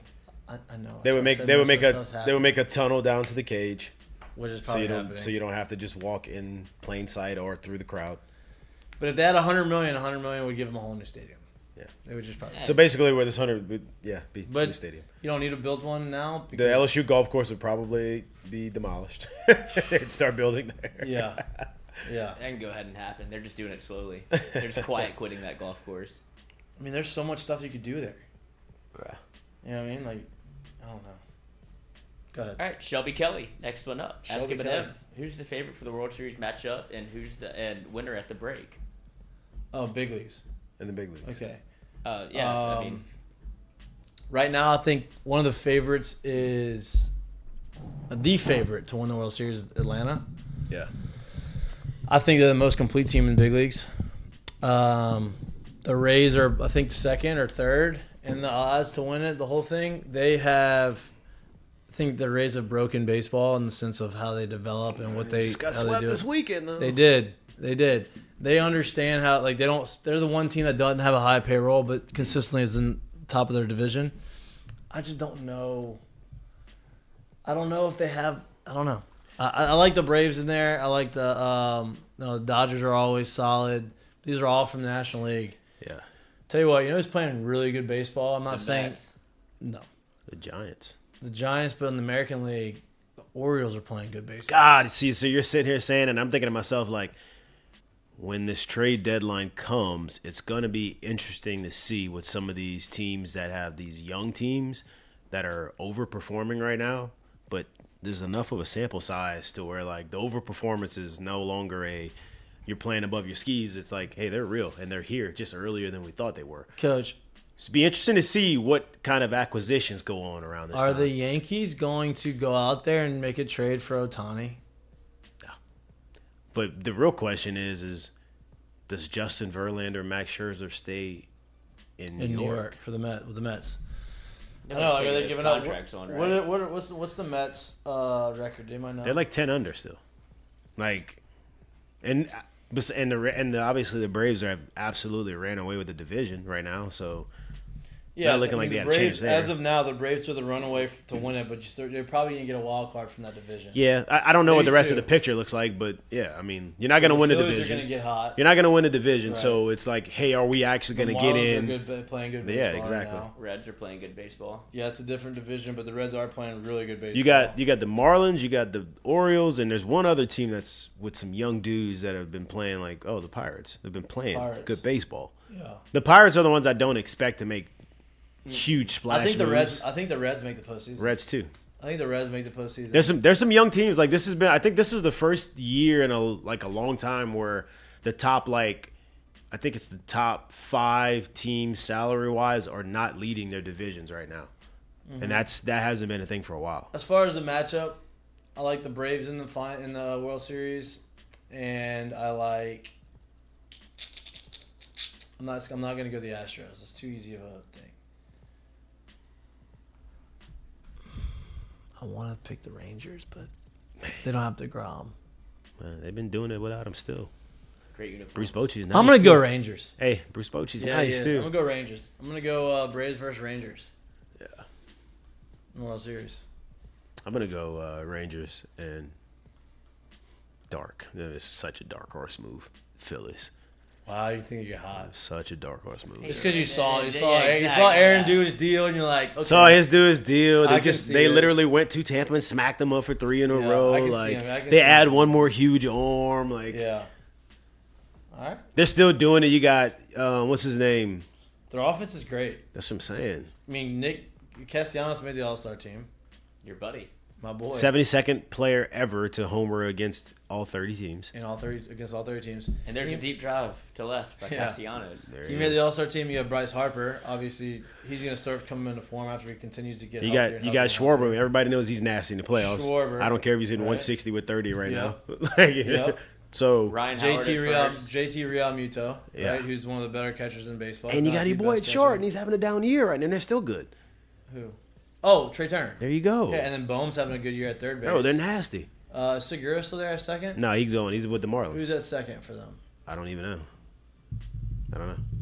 I Jimmy forget the name. Rollins. Yeah. They're talented. They have a shot. I like that. Okay. Next one up, Robert Plaisall. Ask him and him. Who are y'all taking in the MLB Home Run Derby Monday night? I'm going Vlad Guerrero Jr. I'm going your boy at home this year. Okay. Rodriguez. I'm going P. Alonso. I I think mean, he is the... he's built for that. And he loves that. I don't know. Watching Buddy last year, He was taking it so seriously. who? Pete Alonso. Well, he won the year It was- before. Yeah, exactly. Mhm. It's supposed So to now- be fun. Yeah, now it's like, oh, whatever. Well, he's like the Joey Chestnut of the Home Run Derby. He's like, this is my deal. He's not going to win it. And I could be wrong. And it's nothing to do about him not being able to hit homers or be good at alley rush. I don't think he's going to win it. Is Mookie in it? Mookie is in it. That's probably who's not going to win it. But Mookie's not gonna win. But I love Mookie. Yeah. Love Mookie. Mookie may be the best athlete in baseball. Sneaky. 360 dunks at 5'10". You ever seen him run routes? Yes. It's impressive. 300 bowler. Great golfer. Great golfer. Great golf swing. My golf swing yesterday was I heard he's nice. ambidextrous in ping pong. I'm just kidding. I don't know that for sure. Plays with both paddles. Doesn't Grant have to Dozar used to have a two-hand backhand in ping pong. Oh, that would get you burned real quick. That's if it's a finisher. That's true. All right, next one. Next one up. Fawn Sorelli. What's up, fuckers? Ask Eminem, with top-ranked high school players having a bigger chance to go to the pros, does it make sense to waste time and resources on recruiting them, or is the percentage high enough to want to keep them? I will say that the way the draft's structured now and the way college baseball is structured now, you absolutely go after these guys because what happens if they have a high number? Look, to your point, right, these guys, yeah, the likelihood of them coming, all of them coming to college is not good, right, because they probably didn't get drafted high enough. But if by that logic you don't recruit them and offer them, Dylan Cruz does not end up at LSU. Right, because Dylan Cruz is one of those guys who's the top high school guy who Alex was Bregman. supposed to go out of high school. Alex Berg. Alex Bregman, same way. DJ LeMahieu, same way. Like, these guys were some of the guys who were supposed to get drafted really high in high school, get a lot of money, ended up not doing that and coming to school, ended up being All-Americans here at LSU. So you have to draft these guys, but you just gotta recruit them. But you recruit enough to where if they do go, you're fine. Yeah. I think at a school like LSU now, you end up over-recruiting, Yeah. but 1,000% you recruit them because you know how signability works. I know how signability works, but signability more so than football, more so than basketball, it's huge in baseball. And what teams will do is you give them a number, they will try to come in $200,000 to $300,000 less, and now they put you at a spot where you're saying, do I want to do it or do I not, right? And everyone knows, like, the biggest thing about the baseball draft is you have to assign yourself in a way a number, knowing like this is what I think my worth is, and you don't go a dollar below it. So these teams come in with these numbers and they don't move off of these numbers sometimes, and they end up losing guys like the Bregmans or somebody like Dylan who basically pulls his name out of the draft before, right? So there you go. Yeah, you 1,000% go get him, especially now. And we talked about it the other day when the way professional baseball is structured now, it makes sense to come to a school like this for 3 to 4 years when you get out of here because of the acceleration of the minor league program now. They're not keeping guys in the minors for 5 years anymore. I just saw they had a 2021 first overall pick, and this man, or 2021 first overall pick. 2022 he spent, the most time he spent anywhere was 58 games in AA. That's the most time in any level that he's ever spent. So basically, and you know, like I know, like in the past, that's not enough time to kind of figure out what your holes are and how to attack you, right? Like if you think back to Dylan Cruz this past year, in 58 game season, they were just starting to figure out, hey, we can get him out this way. Let's keep doing it, right? Let's keep doing it. Now Dylan ended up getting hot again, but what happens when we get him to where he's not swinging his best again? That's kind of the threshold of kind of figuring guys out. Those times now, that's not a thing, bro. They're pushing guys to the big leagues now. Figured out up there. So yeah, 100%. Yeah. Next one from Technologic. How do you judge where a 100-mile-an-hour fastball is going, or how do you hit a 100-mile-an-hour fastball? It's called an innate ability. I mean, like as a hitter, like there's no judging where it's going to go. Like you just see ball, you see it and you hit it. Like hit ball. Yeah, the plate's 17 inches wide. Like you gotta say, okay, this is my approach, and I'm looking for this spot in this location, and go from there. Can't 100's too fast to be able to say. 89's too fast to be able to say I'm gonna do this or this. You know, I say, as weird as it sounds, when guys are throwing that hard, your best bet is to shrink the zone that much more. Yeah. Because the more you're trying to do, the more you're going to miss. Really. Right. Think fastball and adjust. Think fastball in a very small spot. There you go. Maybe here. There you go. Robert Playsauce up again. Ask Eminem, who do y'all think will be the first one to make out the majors out of the draft this year? Everyone will say the same answer on same time. Ready? 1, 2, 3. Paul Skeens. There you go. You can come back. Hey, wait. Respectfully. To everyone else. It's just easier for a pitcher to make the jump. Yep. And he's elite, so. Yeah. Some would say. I like the second part of this question. I don't know who he's going to play for, but what do you think the Ohtani contract looks like next year? 400 plus. 400 million plus, no doubt. He's going to be the highest contract ever. Trout. Yeah. Was it 360? No, 440. Trout was? Mm-hmm. It was. Ohtani's might literally be scratching 500. Let's put it this way: Mike Trout got that. 426. Mike Trout got that contract as a hitter, everyday hitter, right? So good. Look, he's got defense. So Ohtani's not playing defense, right? He's just hitting, and he's also elite pitcher. So the top right-handed pitcher in free agent market, I think Garrett Cole got $300-something million. But it was like 47 or. Top AAV was like 40. AAV, yeah. But, like, I think overall contract, I think Garrett Cole at the top with $300 million. Let's just say 300, right? The highest position player got 426. I would imagine. Combine them. You can't combine them. But I would imagine, like, if you say Ohtani finishes it and you say Ohtani's going to get $500 million, I think people are like, yeah, that's about right. Yeah. That means you're getting paid because he needs to get paid as an elite starting pitcher and an elite hitter. You know what he is? He is 29. Mm-hmm. He came over. So usually when these guys from Japan come over, they're a little older. Like Ichiro was older when he came over. Ohtani came over at a younger age than most people do coming over from Japan. I think Ohtani came over at what, 25, 26? I think it was 26, I think. How many years has he been in the big leagues? 3 or 4? This is his 4th season. Yeah. I think. Yeah. So 25 or 26 when he came over.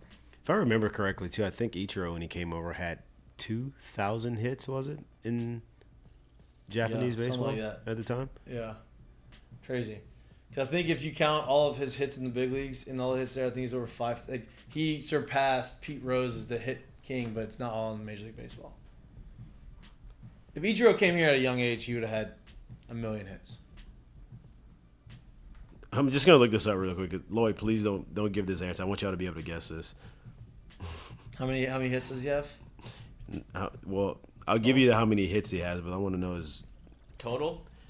I think he was 30-something or 30 years old when he was a rookie here. Yeah, I think you're right. You know how many hits he had in the big leagues?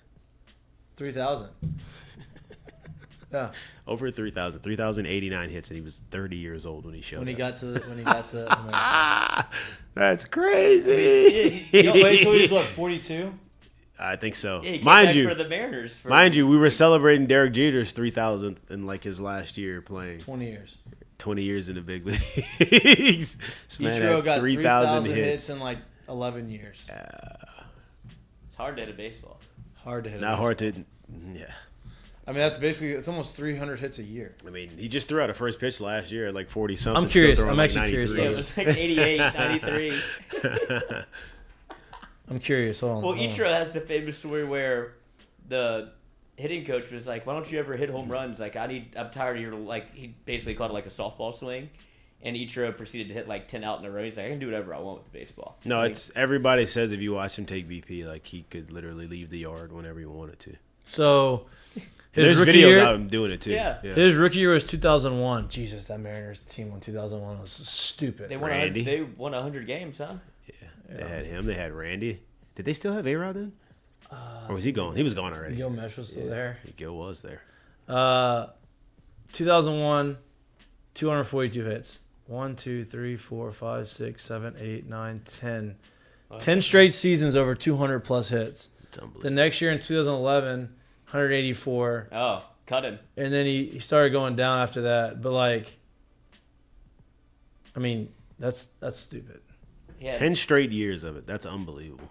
he had for his career, if you count the Nippon professional baseball, which is where he played before he came over. 5,000. 4,300. 4,300, okay. That's how many hits he had there? 4,367 if you combine all of the both professional leagues. So he had 1,300 Yeah, hits there before he yeah. came over. He had 3,000 hits in Major League, 1,200 hits. There you go. Yeah. Wow. Impressive. Okay. Is there another one? I mean, I don't think anybody knows the answer, but I'll send it. Justin LaGrange. I mean, I hope he's coming here. To the Tigers. When he actually gets pen to paper, maybe? I don't know. Yeah. I mean, I'm imagining you're probably not going to keep that out there too much longer after you get pen to paper. yeah. So. And I think Jay's probably of the mindset. Apparently, too. Jay announced it, gave the little tiger emoji, which means someone's coming, but he hadn't said anything who's Yeah, coming. a lot of people thinking that it was the Alabama pitcher. Who's to say? I feel like you'll get a flurry of transfer portal commits all at one time, probably. Probably. Jay will be on the panel. He's busy. Yeah, he's busy. 2 phones, He's probably. Maybe 3. All right. Is that it? Oh, they have one more question. This is interesting. Okay. I watch every episode. Appreciate it, DA. It'd be cool if y'all wore the LSU championship ring or brought them. Do you still have your ring, and do you know where it is? I know. I mean, come on, dude. I'm just asking. Some people don't. I still have Still my have ring. It's in a little box on in my closet dresser. Yeah, I have It's it. in a box. Like it's in like not the box it came in. Like in like a you can see Showcase it, box. There you yeah. go. Yeah, same thing. I don't know how much it would fit. I think I've worn it once. Poor John Peterson he wore it for the 2007 LSU National Championship, the 2009 Baseball National Championship, and then 2019. So he has to keep wearing it. He went to the Women's National Championship. So after the first one, he keeps wearing it. He's like, I feel like the biggest fucking douchebag. with Oh, this wearing on the me." ring. Yeah, It's, he's it's like, a. I mean, It's it's a gaudy. statement. yeah. I can't imagine what their ring's gonna look like this year. There's not much putting your hand in your pocket with that thing. No. Mm-mm. I lost mine. I don't know where it is. Yeah. High school. Yeah. I didn't have one from high school. No. Got one on you. There you go. But it's gone. Probably sold it for drugs or something. I mean, Jesus Christ. Okay. Ask Eminem. Are y'all going to Orlando for the FSU game, and you're all doing a meetup? We are planning on going to Orlando. We haven't nailed down plans yet, but once we do, we will let. Don't expect a lot of the planning front, but Oh no, we gotta plan this one. We're gonna plan this one. We'll have planning. We have some time. We're gonna figure it out, and we'll let everybody know what our plans are once we make them. tailgate show. That would be nice. I'll drive. All right. All right. Let's ask Eminem. Great. Ask Eminem. Brought to you by our friends down at EFCO and our friends at Heineken. EFCO, EVCO. EV not EFCO. Yeah, Ev, EVCO. like Evan. Ev. There you go. Like the owner. All right. All right. You got a mistake of the day? Do I have a mistake of the day? Mistake of the day is brought to you by our friends at Dozy Place. If you're looking to get a good lunch, a nice little business lunch, maybe you just want to kick back and relax on Friday and not have to worry about going back to work and have a little beer midday, go check out our friends over there at Dozy Place here on Government Street. Great place to go hang out, get away from the hectic rat race of work. Just go in the back and a little atmosphere bar area and just Watch the kick back. LSU takeover. Watch LSU takeover. And if you're smart, you'll start going there now. Start just reserving your seat for when football season comes, so you can go there every Friday. You Boom. become a regular. What he said. Get the burger, get a beer, What? check out at work. What? What? Huh? And then the next thing you know, it's Monday and you're fired. Whoa.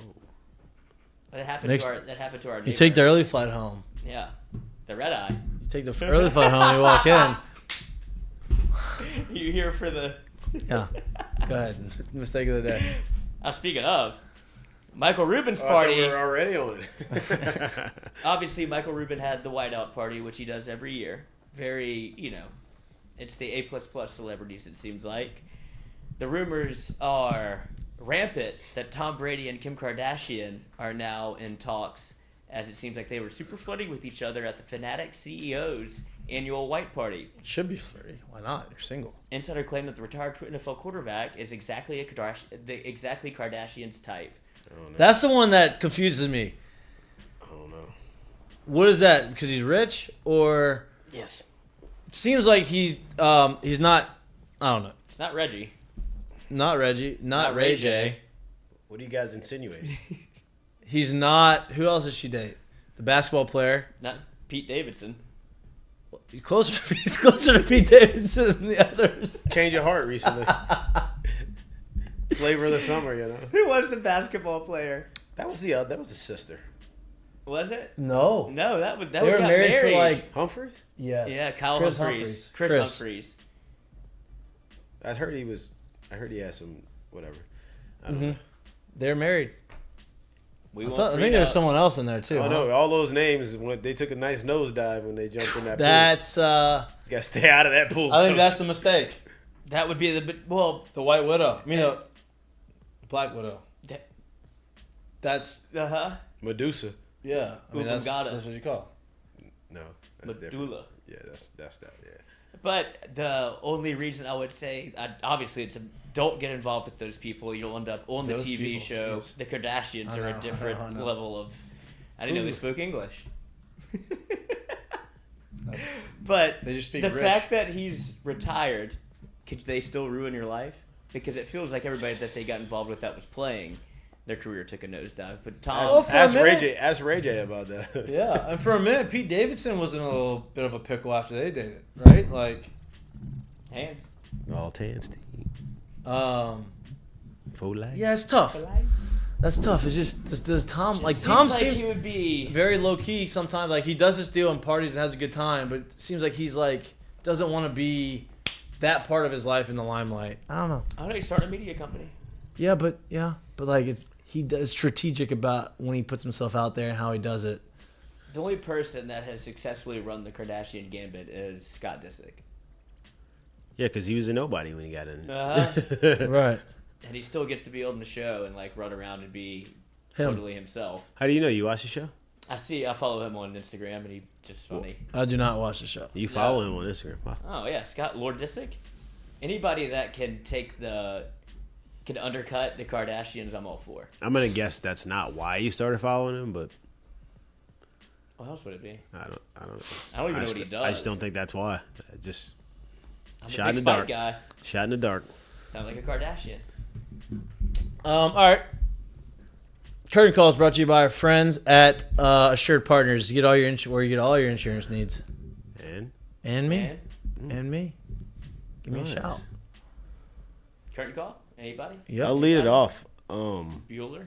Bueller. We've talked about him once a little bit on here about the contract he's about to get, but sneaky, probably the best month in Major League Baseball history. Oh, no doubt. Shohei Ohtani in the month of June.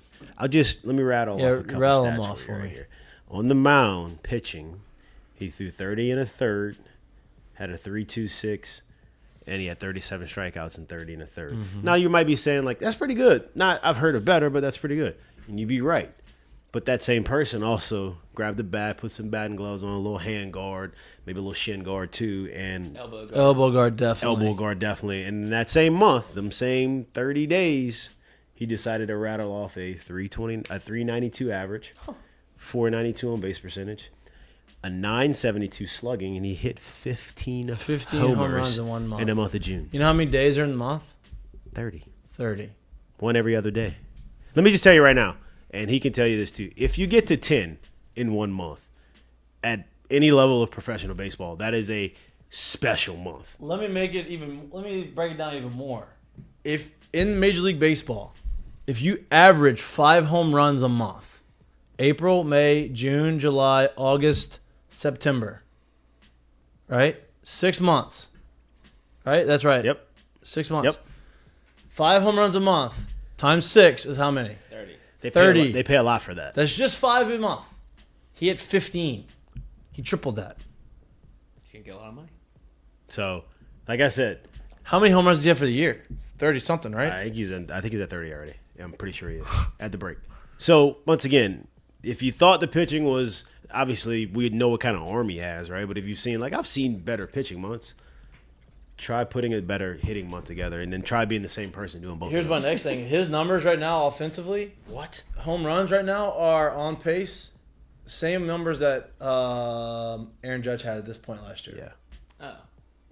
Aaron Judge doesn't hit. 15 in a month Doesn't will do pitch that over for you. offensively. Hey, 15 in a month will do that for you, coach. If he hits 10 next month or this month. Now July's tough because you get those days off, and he's gonna be done off for about a week because he's been hurt right now with a blister. If he hits 10, if he gets to 40 home runs by the end of July, 62 or 63 is in play. That's crazy. Yes, it is. And a sub-3 ERA is also in play. That's Yes, nuts. it is. And they stink. And they stink. Well, they're over 500. They don't stink. Yeah. They've been stinking lately. Yeah. And they're going to stink because the other guys are hurt too. Yeah. So that's not good. Okay.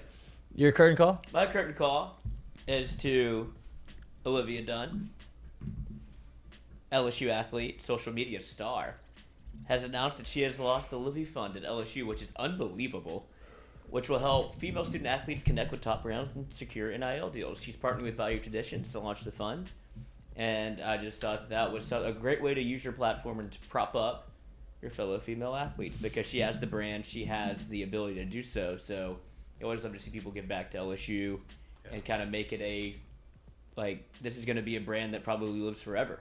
And it's a way to kind of funnel money to the athletics that probably don't necessarily get the same amount of attention, considering Livy Dunn feels like a once in a, I don't want to say generation, but once in a decade type athlete that can get this money early. And so she, went on to say how much money goes to football and all this. And so good on Livy. Shout out to Livy. Get the people going. Shout out to Livy. My current call, I was going to stay. I got two. I'm going to stay in the baseball realm. Right? My curtain call is, and we've done it before to him, but Ellie De La Cruz. What he's doing with baseball, I like the way he reacted to the checking of the bat and all that kind of stuff. I think he's very exciting. I love that type of young talent and that young energy in Major League Baseball. And it makes it more entertaining to watch. That's one. Two, and this is Jay's going to want to piggyback on this one. Jared's friend, who I met for the first time at the SEC tournament, Texas A&M hitting coach, Michael Early, is now no longer a volunteer. He got promoted to a full-time assistant. You're going to start seeing that a lot around college baseball because they have that extra assistant now, the full-time paid assistant. And, it's a curtain call to him because I got to meet him. He's friends with our friend now, who's Nolan, and and the guy is worth every penny, great and probably more. Great dude. So he's awesome. Yeah. Great coach. I'm sad we don't have him here. Obviously, we're doing good things here already. Yeah. But I just know what he brings to a club, and that was somebody I enjoyed playing with for real. And it's awesome to see he is no longer on the volunteer part of this thing, and he's a full-time paid assistant. And the LA De La Cruz is worth the cost of admission. No doubt. The Britney Spears video came out with Oh, really? Wembayama. They got video on that. Coach, the security guard wasn't as much fault as you think he was. I mean, she came at him with some She's insane. Crazy intent. I didn't know Like, not going to hurt him intent, but, like, came out, like, beeline towards him. And, you know, the security guard was paid to protect him and, like, didn't really see how hard he smacked her. But oh, my God. She's on the move. Yeah. She went after. Can we see this video? Oh, yeah. Yep. I mean, for somebody that's been as famous as she has, she should probably know that, like, this isn't really how it goes down. I don't think she cares. I don't think she's in her own world. Yeah. Which I appreciate.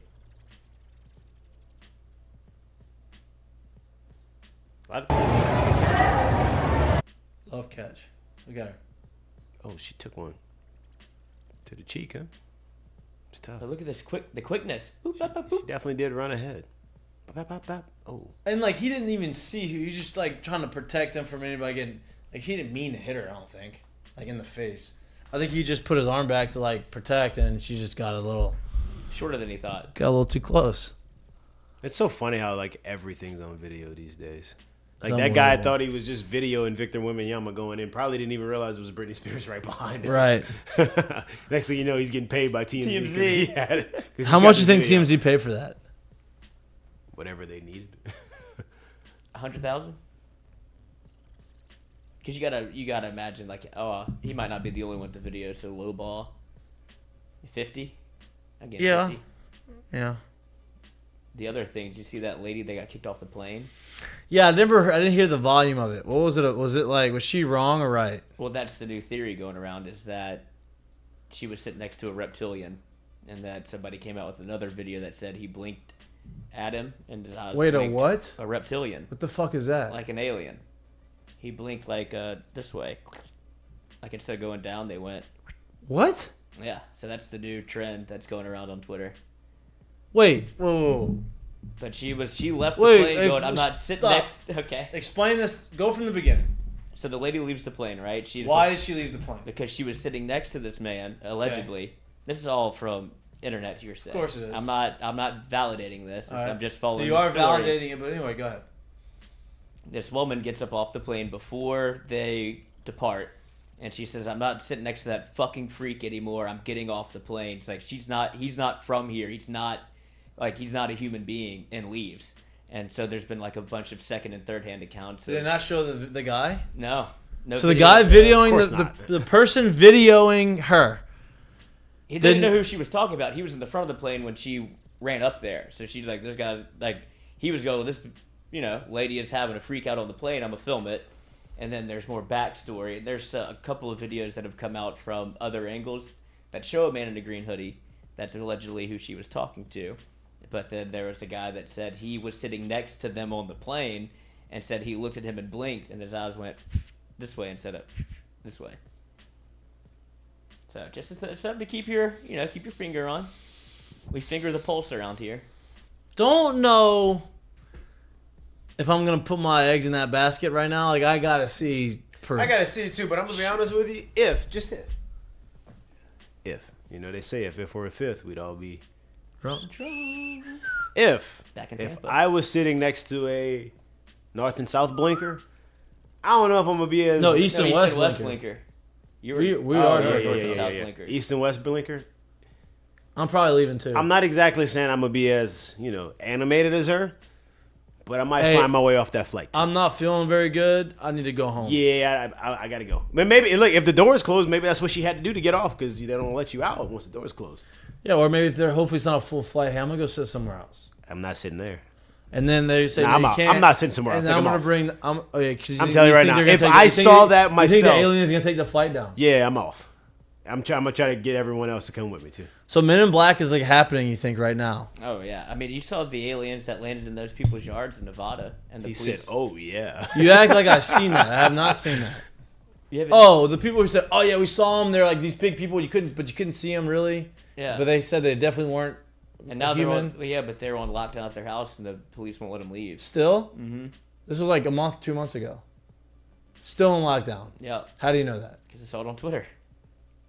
Fact, still in lockdown. I mean, there's a lot of false stuff going Well, around. they usually flag it for you, and it'll be like, "This is not." not true. anymore. Not in the new Elon Musk Twitter. Well, that's how some of this. And also, if you're this woman, If you take an Ambien for a flight and you don't fall asleep and you fight it, you'll see some wild shit. So that also could have happened. One, let me also. If you're taking an Ambien on a flight, like you better be going 12 hours. But so we got to at least be going cross country, right? Yeah, we can't not be even cross. Like you gotta be going. It's gotta be a night's Direct to sleep. Europe. You gotta be a night's sleep on an Ambien, bro, because you gotta get off the flight and function after that. No. Take a sleeping. Take a something. You know, take a gummy. Don't take me an Ambien. Not you take Ambien for that. Coach Ambien. That puts you in a dark place. Hey, that's 8 hours, Coach. Yeah, I'm going to sleep in my Out little like pod a that's light. going overseas. Do not touch me until I get to Japan, wherever I'm going. It's 8 hours. Yeah. Minimum. I'm out. But if Minimum. you fight it, you'll hallucinate see- a little bit. you see some blinkers. sideways blinkers. Oh man. That's tough. I'd like to see the person that was sitting next to them and actually like Oh, people are trying to get an interview with the woman. nobody. They got My issue with this whole thing is nobody else took a picture of that person. No, the best part is there's a manifesto. Like nobody else is trying to get who that Right. guy's name was. Like we can't get who he was. Right. It's the dark arts. No reptilian, huh? Uh-huh. Have you Slithered done any away. research on the internet Oh, about you know he has.